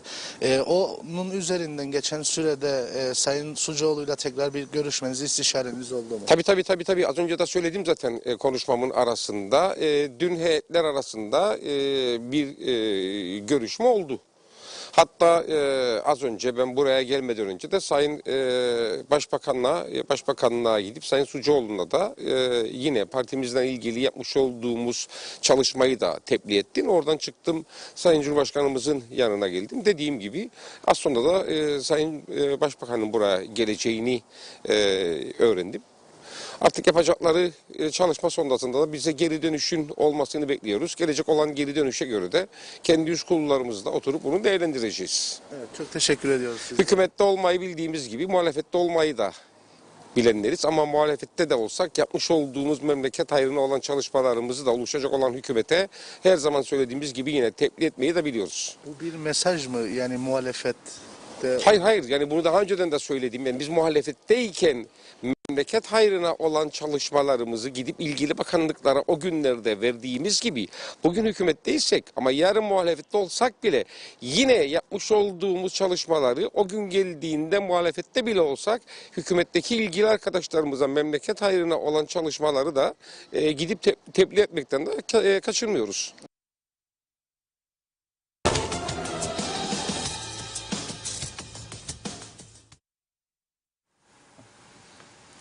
Evet, Fikri Bey'in açıklamasını dinledik. Başbakanın da Cumhurbaşkanlığı sarayına gideceğini söyledi.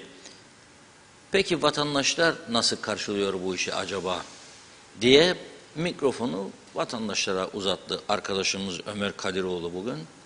Onların ne söylediklerini, yani bu bir ay oluyor hükümet hala kurulamadı. Bunu halk nasıl karşılıyor acaba? Birlikte izleyelim.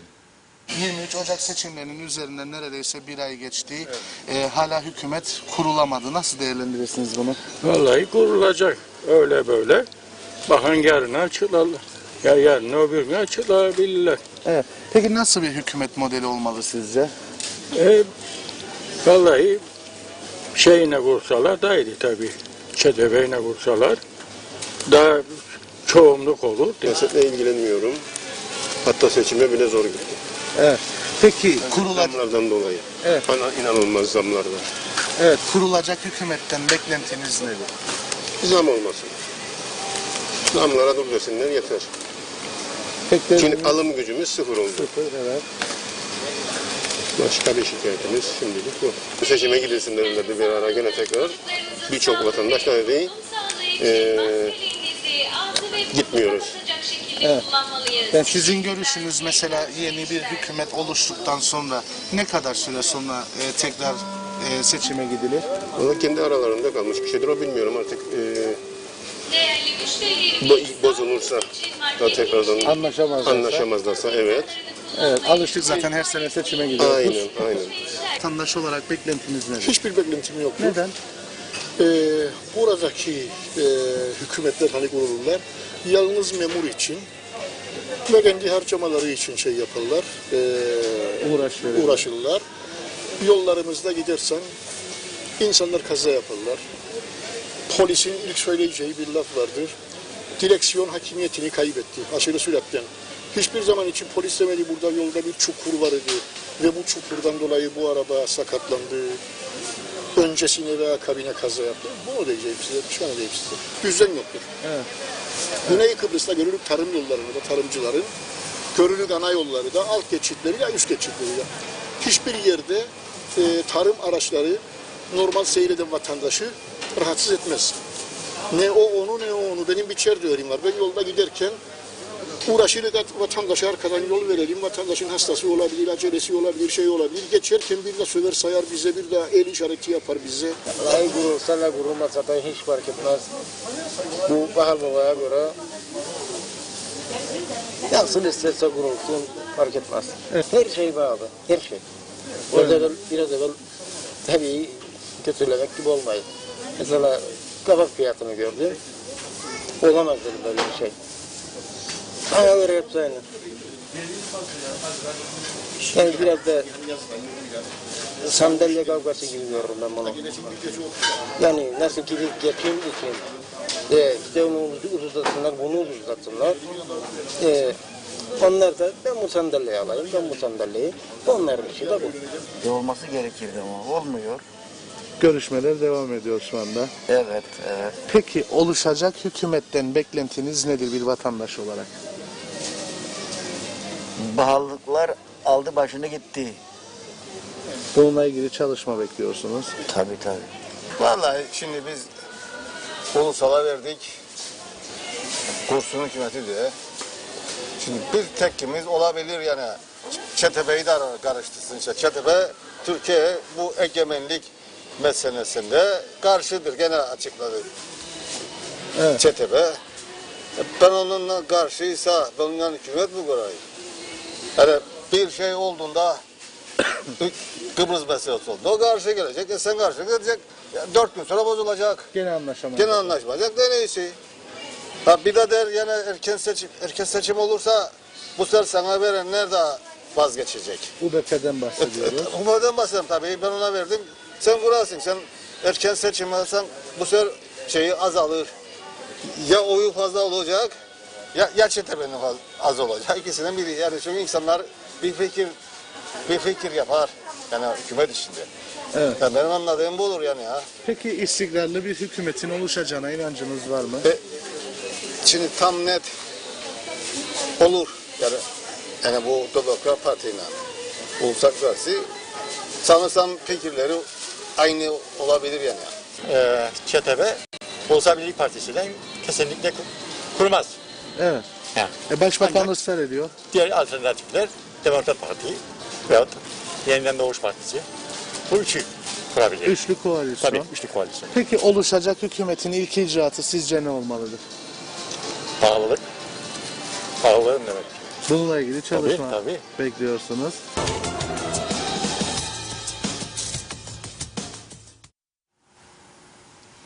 Evet, gördüğünüz gibi vatandaşlar da rahatsız yani bu hükümet krizi. Bir avuççuk memleket. Zaten borç batağında. Bütçesi 10 kusur milyar, 4,5 milyar daha başlamadan bütçe açığı var. Bankalara borçlar korkunç. Elektrik kurumu borç batağında. 1,5 milyar TL. Ayrıca dolar borçları. Sosyal sigortalar borçlu. Yani bu işlerin altından nasıl çıkacaklar? Elektrik devamlı zarar.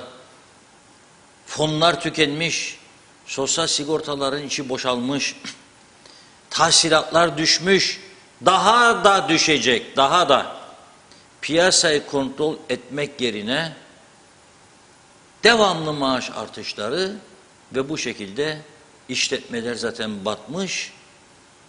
İşçi azaltmaları. Tedbir alınması gerektiği zamanda alınmazsa sonuçta bir yerde freni patlamış araba gider tostar duvara ve kalır. Şu anda geldiğimiz nokta olur. Ha düzelme imkanı yok mu bu ülkenin? Evet var. Devamlı söylüyorum. Ciddi bir icraat hükümeti olursa, alınması gereken kararları etkin bir şekilde alırsa, evet birkaç yıl sonrası için umutlar yeşerebilir. Şimdi diğer ikinci parti, öyle mi? Yeniden Doğuş Partisi Genel Başkanı Sayın Erhan Arıklı'yı bağlıyoruz. Ona mikrofonu orada uzatırken yetişmedi, kablosu zannediyorum. Onun için Erhan Bey'i telefonla aradı arkadaşlarımız. Evet. Onunla konuşacağız. Şu anda hattımızda Erhan Bey merhabalar, hoş geldiniz yayınımıza. Hoş bulduk, iyi yayınlar diliyorum. Merhabalar hocam. Sayın Bakanım değil mi yoksa demeyeyim mi?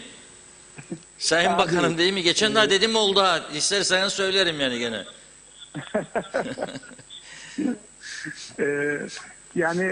Siyasette 24 saat çok uzundur. Biliyorsunuz Demirel'in meşhur lafı. 5 sene de çok kısadır. Dolayısıyla her an her şeyin olabileceği bir süreci yaşıyoruz. Hep birlikte yaşayıp göreceğiz. Peki ne oldu? Siz bugün hükümet kurulacaktı 3 partili. Başbakanın çarşamba diye bir söylemi olmuştu. ve kesin gözüyle bakıyordu millet. Ne oldu da olmadı? Bir anda başbakan masayı terk edip Halkın Partisi'ne gitti yine. Yani Ulusal Birlik Partisi ile Demokrat Parti arasında küçük bir pürüz var. O pürüzün aşmasını bekliyoruz. Koalisyon pazarlıklarında bu tip sıkıntıların olması son derece normal. Netice itibariyle uzun süreli bir hükümet kurulacak. Dolayısıyla her parti en uygun şartlarda o koalisyonda yer almak istiyor. Onun için Demokrat Parti ve Ulusal Birlik Partisi en uygun şartları oluşturmaya çalışıyorlar. Ben bunun son derece normal olduğunu düşünüyorum ve çözülebilecek bir problem olduğunu görüyorum. Evet. Yani bir günlük, 2 günlük bir gecikme olabilir bence. Ama bu hükümetin kurulması kaçınılmaz görünüyor. Yani hükümetin DP ve YDP ile kurulması mı demek istiyorsun? Yani UBP, Evet. DP. Evet. Öyle. Siz Cumhurbaşkanı'na niçin gittiniz bugün? Yani Faiz Bey'le konuşup onu ikna etmesi için mi yoksa? Hayır, Sayın Cumhurbaşkanı gelişmeler konusunda bilgi almak istedi. Hem Fikri Bey'le hem benimle görüşmek istedi. Netice itibariyle Sayın Cumhurbaşkanı iki partinin de desteğiyle oraya seçilmiş bir şahıs. Dolayısıyla bu tip konulara, gelişmelere veya anlaşmazlıklara en azından ne oluyor, ne bitiyor bunu öğrenmek istemesi son derece normal. Şikayet manasında bir ziyaret değildi. Sadece gelişmeler hakkında, koalisyon görüşmeler hakkında Sayın Cumhurbaşkanı'na bilgi verdik. Peki siz yeniden Doğuş Partisi olarak bir bakanlık diye biz bir bilgi aldık. Yani buna razı oldunuz mu tek bir bakan? 2 milletvekili var, bir Bizimle bakan. herhangi bir problem yok Reşat Bey. Bizim bakanlık gibi bir kurum ya da kuruluş tartışma gibi bir derdimiz yok. Biz icraatlar konusunda MYK'mız toplandı dün ve konuyu değerlendirdi. Hangi yasaların takvimlendirilerek hükümet programına konulması gerektiği konusunda ciddi bir çalışma yaptık. Bunu da bir mektup haline getirdik. Şayet ikinci tur görüşme yapılacaksa onu Faiz Bey'e vereceğiz. Randevulaşma oldu mu? Yani UBP ile sizin aranızda? Şu anda değil. Önce bu krizin çözülmesi gerekiyor. Bugün zannediyorum çözülür. Demokrat Parti ile olan kriz yani. Daireler meselesi. Evet. Daireler meselesi. Anladım. Yani Demokrat Parti elindeki daireleri korumak istiyor. Şehircilik, kooperatif, Kalkınma Bankası gibi. Ve yani netice itibariyle geçmiş hükümet döneminde Demokrat Parti 2 bakanlığa sahipti ve bu kurumlar da ona bağlıydı. Şu anda yine 3 milletvekili var. Bir bakanlığı elinden bırakıyorsa onunla ilgili bir çalışma yapılması da son derece normal. evet. Yani siz hala daha umutlusunuz üçlü koalisyon konusunda. Öyle diyeyim. Öyle görünüyor, evet. Öyle görünüyor. Evet. Hayırlısıyla inşallah 23 Ocak seçimler 23 Ocak'tı. Bugün 16 Şubat. Yani bir haftamız daha var tam bir ayın dolmasına. Yoksa Faiz Bey'in görev süresi Salı günü mü bitiyor? Salı günü bitiyor. Dolayısıyla yani bu zaman gerçekten çok bonkörce anayasaya konulmuş. Yani seçimden şu kadar sonra milletvekilleri toplanır, yemin eder. İşte şu kadar, yani gerçekten çok bonkörce, israf diyebileceğimiz şekilde. Ama maalesef anayasanın getirdiği bunlar boşluklar diyelim. Dolayısıyla suçlayacak da kimse yok. Düşünün yani, siz haklısınız. 23'ünde seçim oldu. Neredeyse bir hafta sonra bir ay geçecek ve biz hala daha meclisi sadece yemin etmek için kullandık. 21'inde pazartesi günü ancak toplanıp ilk çalışmaya başlayacağız ve divan falan seçilecek. Evet, o güne kadar da hükümetin... Halkın sizin de sürekli vurguladığınız gibi çözüm bekleyen bir sürü sorunu var. Maalesef bu hoş olmayan durum bizim elimizde olan bir şey değil. Hiçbir siyasi partinin elinde olan bir şey değil. Anayasayı zamanında yapanlar böyle öngörmüşler ve yapmışlar, uygun bulmuşlar. Evet, bizim aldığımız duyumlara göre tabii bunlar itiraf edilmez.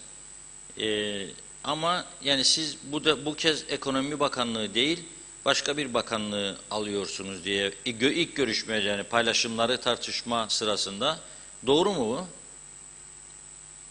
Yani biz 3 tane bakanlığı istemediğimizi söyledik. Bunlardan bir tanesi Ekonomi Enerji Bakanlığı. Sebebi de orada Suna Datsun benim çok takdir ettiğim, sevdiğim birisi.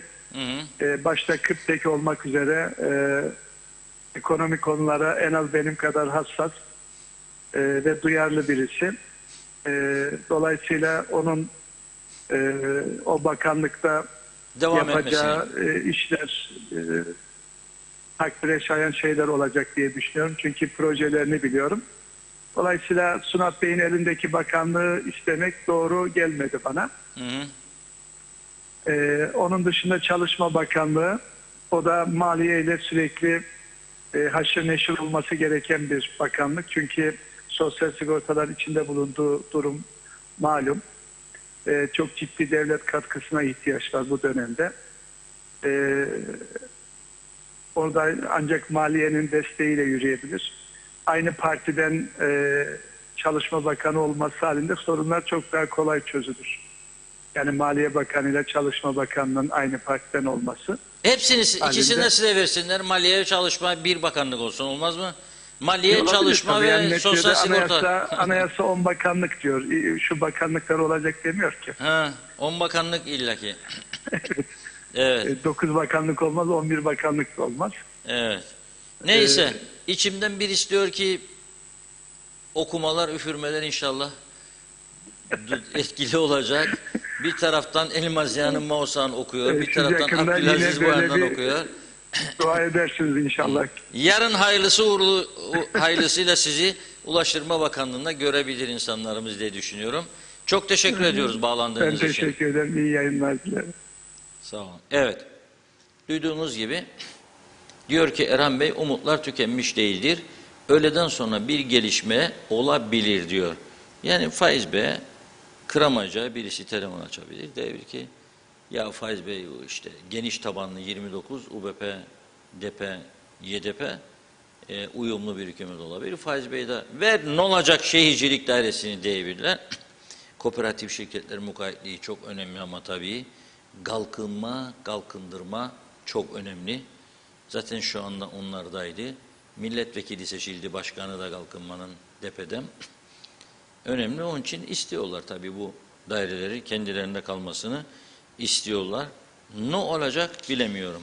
Var mı çok mesaj? Evet, biraz mesaj okuyalım ve devam edelim. Devam edelim. Hüseyin Koltan'da kalmıştım. Hayırlı akşamlar. Doğru Haber'in adresi her şey gönlünüzce olsun demiş. Ağzınıza yüreğinize sağlık. Sevda Uçar, bu ülkede çekirdek gibi dernekler var. Ne işe yarar bunlar? Denetim yok. Hay Derneği diyor, Antep Derneği, bilmem ne derneği demiş. Anlamadım gitti. Anlamadım ben bu işi. İyi yayınlar, harikasınız bu arada. Selamlar dedi Sevda Hanım. Güldane Sayar, Türkiye'de gece asayiş için gece bekçileri devriye geziyor ve suçluları yakalıyor. Kıbrıs'ta da uygulansın, faydası olur. Ali Dereseven, ülkemiz maddi manevi bu kadar çok zor durumdayken hala daha ek mesai, örtülü ödenekler ve lüks araçlar kullanılıyorsa boşuna hiç uğraşmayalım, bırakalım battığı yerde batsın. Çünkü değişecek bir şey yok dedi. Demre Coşkun, Londralılar yaşadığı yere baksın, burayı eleştirmekten vazgeçsinler diyor. O kadar düşünseydiniz ülkenizi bırakıp İngiltere'ye gitmezdiniz.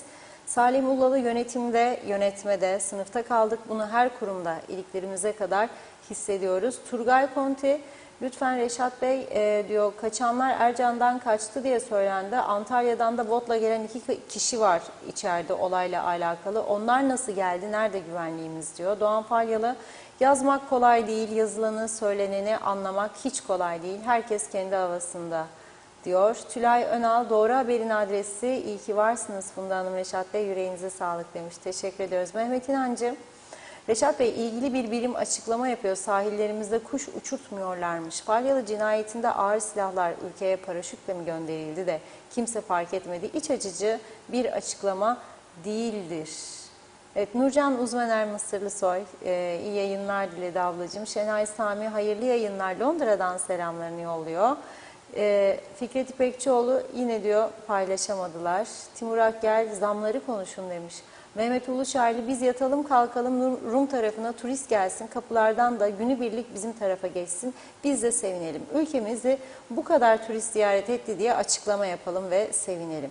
Fatih Erdem, okul temizlik görevlileri hala maaşlarını alamadı diyor. Turgay Gezen, kurulması muhtemel koalisyon hükümeti için nikah kağıtlarını askıdan indirdiler. Benzetmeniz güzeldi. Bu da bize açıkça gösteriyor ki burada amaç toplumsal düşünüp genel anlamda topluma hizmet değildir. Her zaman olduğu gibi partilerin nasıl daha fazla güçlendirirler mentalitesi bu görüşmelerde ağır basmakta. Öyle olmamış olsaydı bakanlık kavgası ve bakanlıklara bağlı daireler hususunda sorun yaşanmazdı. Mehmet Sarı, Kudret Hocama Dışişleri Bakanlığı önemlidir. Bu zorlu süreçte tecrübesinden yararlanmalıyız. Lakin bir yandan da İçişleri Bakanlığı Halkın Partisi'nde olmalı mı? Önüne gelene yurttaşlık verildiğini siz tecrübeli gazeteciler bizden daha iyi bilirsiniz demiş. Derya Urakçı merhaba diyor. Marketlere yaklaşmak mümkün değil. İnanılmaz bir fiyat yükselişi var. Ne zaman duracak bu yükseliş acaba? Her şeyi geçiyorum, buna bir çözüm lütfen. Kim dur diyecek diyor. Feyzan Korur, seçim sistemi değişmeliydi. Baraj %10 olmalıydı. Değişmedikçe aynı manzaralar hep önümüze gelecek. Her vekil bakan olmak ister, bakan olmak için kazanmak ister. Açık davetimdir, halk olmayı denesinler. Zamların korkulu rüyasını görsünler. Maaşların yetmediğini, sosyal yaşamdan her gün nasıl koparıldığını anlasınlar. Vekil olmak kolay da halk olabilmek zor. Turgay Gezen ilk kez Fikri Bey'in ağzından diyor, elimizi taşın altına koymaktan çekinmeyiz cümlesi yerine sorumluluktan kaçınmayız cümlesinin çıktığını duydum. Bu da olumlu bir gelişmedir demiş. Evet, Hasan Nihat Erduran, bu dönemde görevden kaçınmanın siyasi bedeli olacağı aşikardır. Turgay Gezen, kişisel çıkar kavgaları olmamış olsaydı bu hükümet çoktan kurulurdu. Demek ki diyor işin içinde bireysellik vardır. Hasan Nihat Erduran, yollar 8.000 kilogram dingilbaşı yükü ihaleden ve yollara damlayan yağ ve yakıttan bozulur. Karayolları denetimden sorumlu değil dedi. Tamir bakımda vergi ister. Malumunuz denetim ve ceza şarttır diyor. Yani süt de beyazdır. Tema Yavaş, iyi yayınlar dilemiş. Doğan Falyalı, desenize diyor işimiz zor. Gördüğüm kadarıyla vatandaşın morali çöktü. Yapılmak sakın bu olmasın. Para da neredesin? Evet, İsmet Ezel, baştır Sayın Ataoğlu demiş. Hasan Nihat Erduran, Kuzey ile Güney'i kıyas yapmak komik demiş. Kuzey 57 yıldır ambargolu. Güney Avrupa Birliği Birleşmiş Milletler torpillisi malum diyor. Türkiye katkılarıyla ambargo etkileri mümkün mertebe giderilir. Altyapılar asgari medeni seviyeye getirilmeye çabalanır.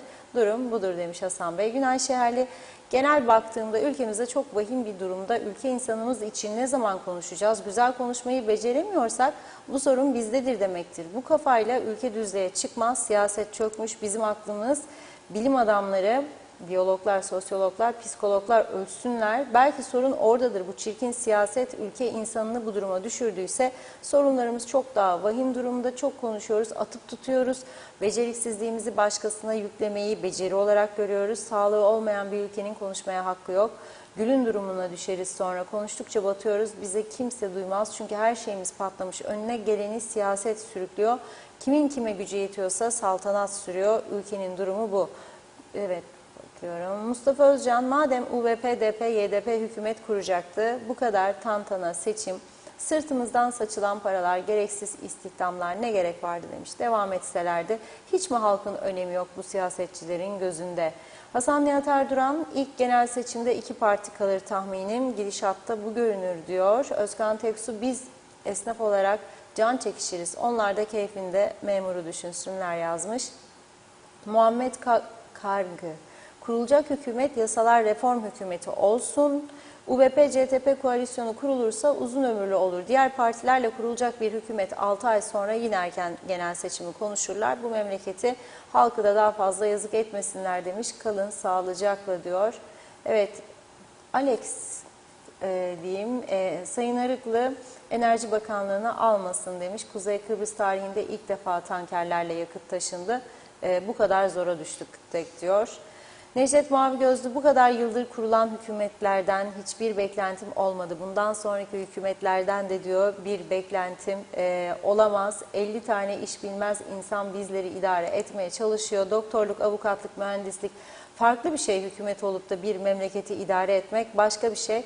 Hangisi Siyasal Bilgiler Akademisi'ni bitirdi? Hiçbirisi. Herkes mesleğini yapsa bu ülkeye daha faydalı olur. Benden bugünlük bu kadar demiş Mehmet Bey. Yarın buluşmak umuduyla diyor.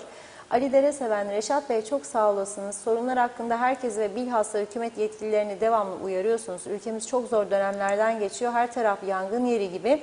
Başta polis ve sağlık gibi çok önemli kurumlarımız personel eksikliğinden dolayı görev yapamaz duruma gelmişken hala da ek mesailer, örtülü ödenekler, binlerce lüks resmi hizmet araçları kullanılıyorsa boşuna konuşmayalım. Demek ki hiçbir şey değişmedi, değişmeyecek. Mahir Demir de kolay gelsin. Ülke bu partilerin umurunda değil diyor. Son 1-2 mesaj var. Özkan Teksu, zengin oldular, sadece esnafı kim düşünür? İsmet Ezel, siyasi partilere devlet katkısı kalksın demiş.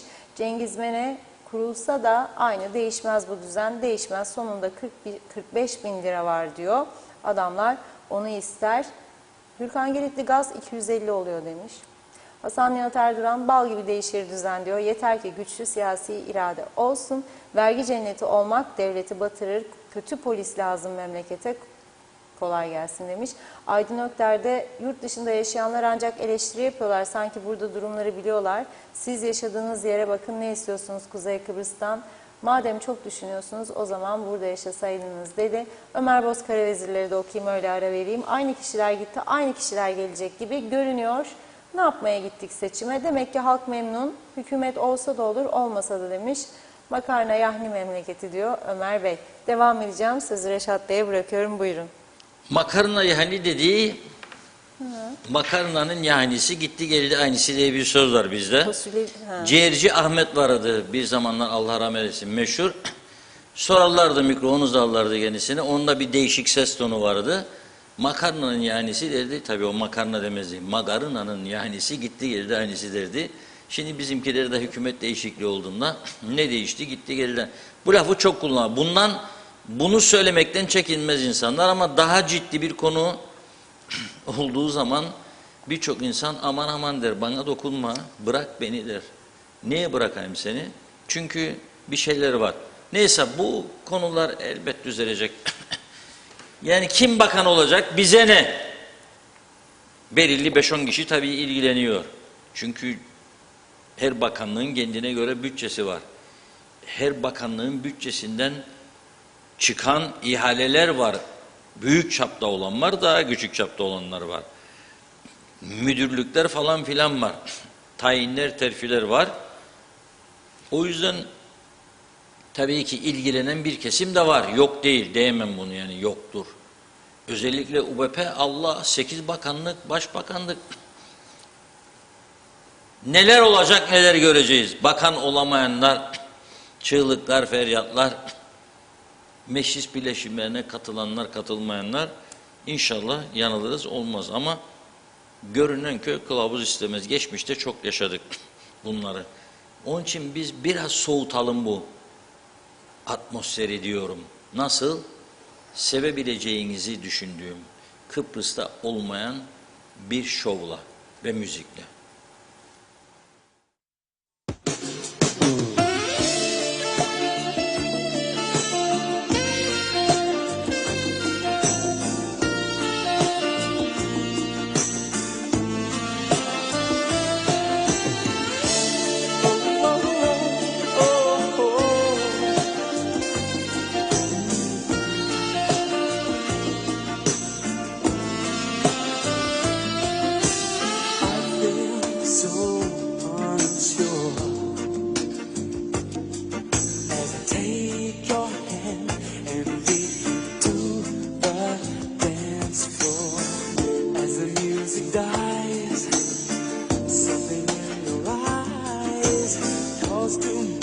Silver screen and all its sad goodbye.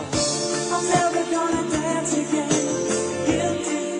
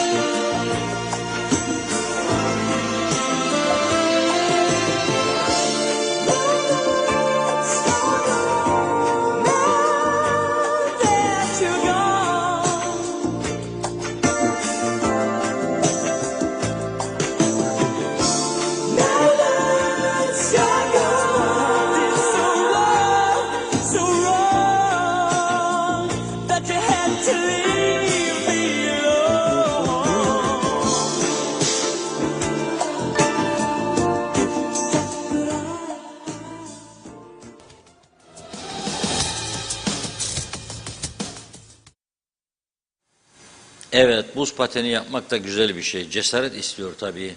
Herkes yapamaz. Herkes kayağa gidebilir mi? Mesela görüyorum son günlerde fotoğraf paylaşıyor bazıları.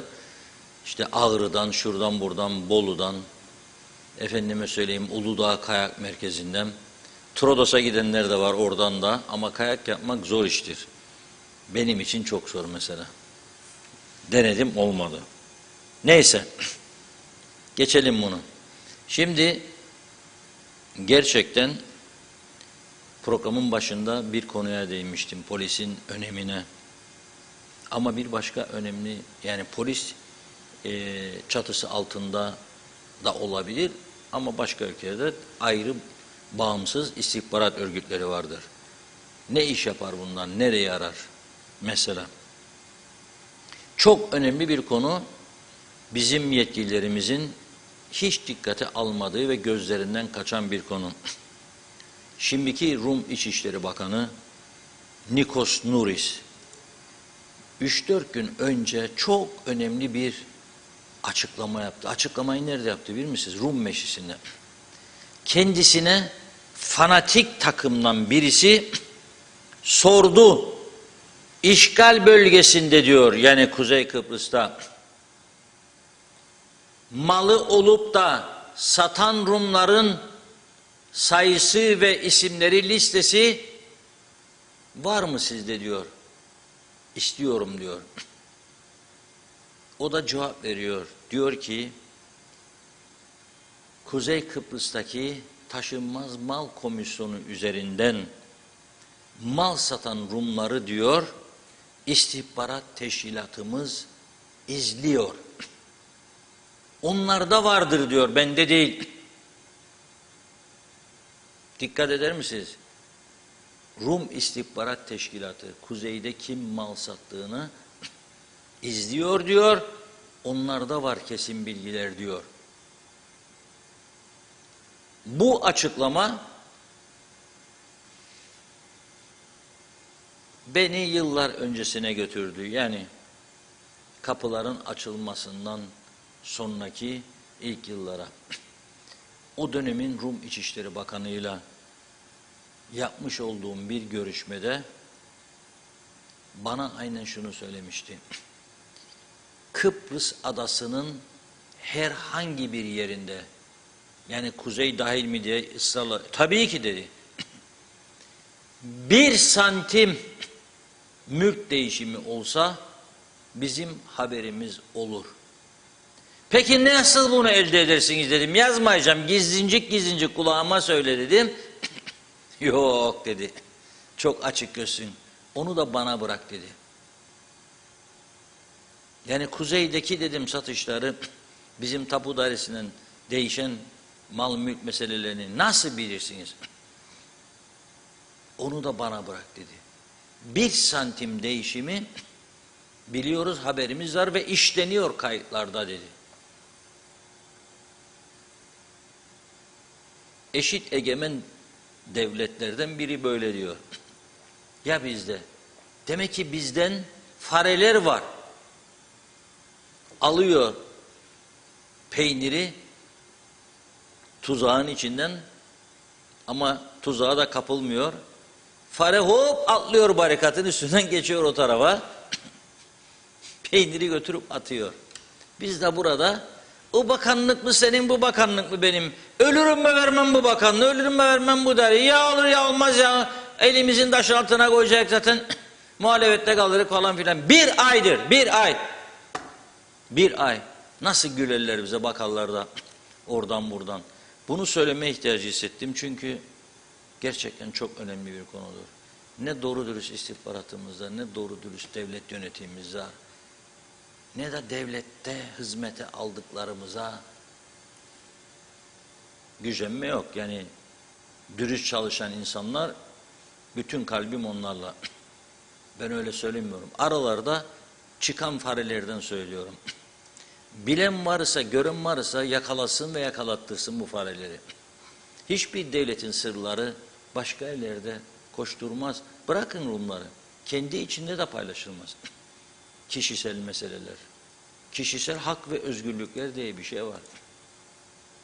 Nasıl oluyor bunlar? Tabii bizim siyasete dediğim gibi bu akşam meyhanelerde kim geldiydi, kim bittiydi, hele biterse de müzakereler bu gece kim bakan oldu, kim olmadıydı, telefonlar buyla çektik sonra tamamdır, meseleler düzelecek.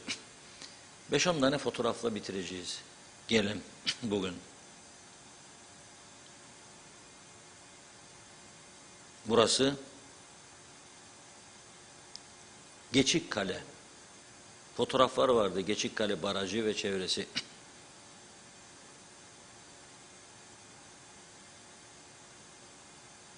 Evet. Gezelim fotoğrafları. Herkes görsün. Gönderen izleyicimiz diyor ki burası cennetten bir köşeydi diyor. İlk açıldığı zaman bir görevli vardı. Mangal yakmak bile yasaktı. Sadece piknik yapılabildi. Şimdi kimse kalmamış diyor. Terk edilmiş. Geçikkale Barajı kendi haline terk edilmiş durumda. Yetkililere diyor sizin aracınızda duyurmak istedim. Lütfen diyor bu Geçikkale Barajı cehennem olmasın diyor. Adanın her yeri için aynı şeyleri düşünüyoruz. Güzel adamız, cennet adamız cehenneme dönüşmesin. Ama biz dönüştürmek için yarışıyoruz. Bütün çöpler, möpler sokaklarda, yollarda, her yerde. Cezası mezası da yok. Yasa değiştirmek niyetinde olan yok. Böyle kendi başına bugüne kadar getirdik. 47 yıl oldu. Kaç yıl daha gider bilemem. Biz içindekiler dahi mutsuz isek nasıl yatırımcı falan filan diyorlar getireceğiz. Nasıl Dubai veya Singapur yapacağız? Kolay bir iş değil.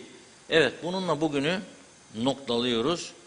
Yarına inşallah maşallah daha güzel haberlerle birlikte oluruz. Umudumuzu yitirmeyelim. Umutlar yitirilirse hiçbir şey olmaz. Umudumuzu yitirmeyelim. Biraz önce de Funda Hanım makarnanın yahnisi diye bir mesaj okuyunca aklımı karıştırdı. Nereden makarnanın yahnisi ya dedim. Fasulyanındır o.